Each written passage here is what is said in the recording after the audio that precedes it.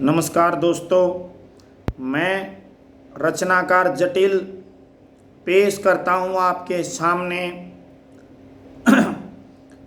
मेरी रचना। मैं तीस्ता शीतलवाड़ हूँ। मैं तीस्ता शीतलवाड़ हूँ।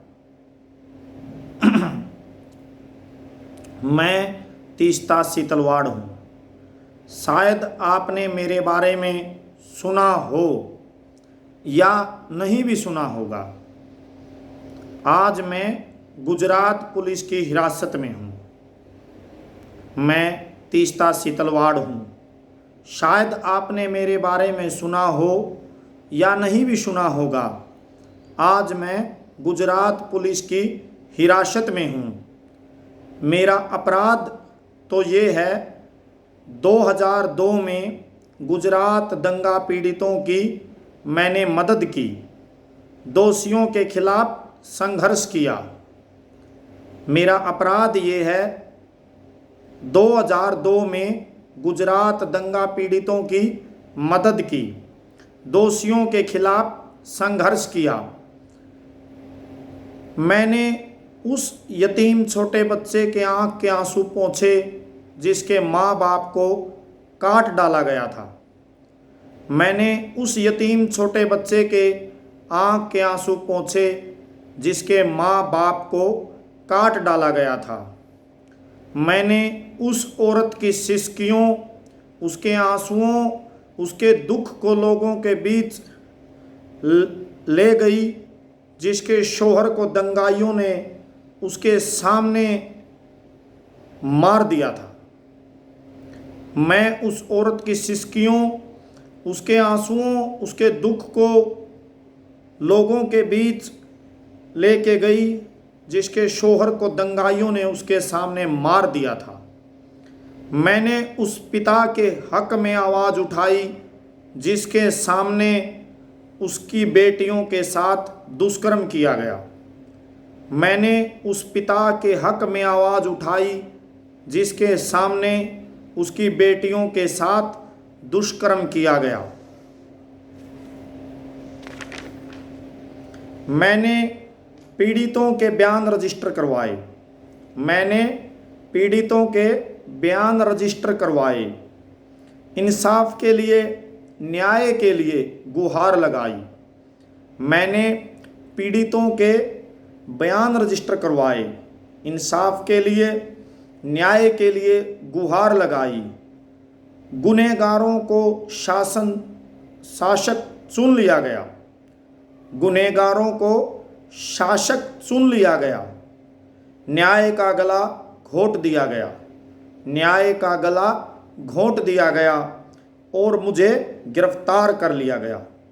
और मुझे गिरफ्तार कर लिया गया। मैं जानती हूँ आज मुझे टॉर्चर किया जा रहा है। आज मुझे टॉर्चर किया जा रहा है। मेरा मनोबल तोड़ने की कोशिशें की जा रही हैं। मेरा मनोबल तोड़ने की कोशिशें की जा रही हैं।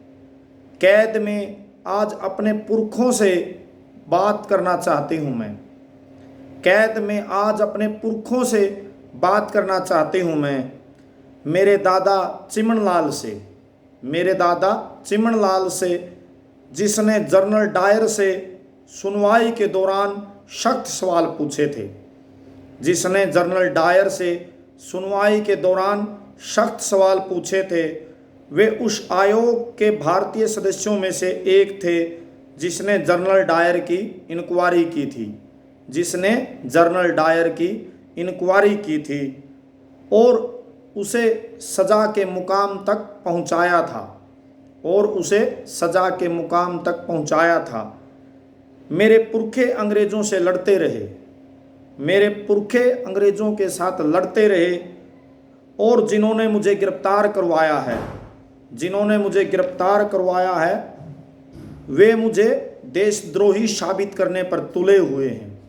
वे मुझे देशद्रोही साबित करने पर तुले हुए हैं।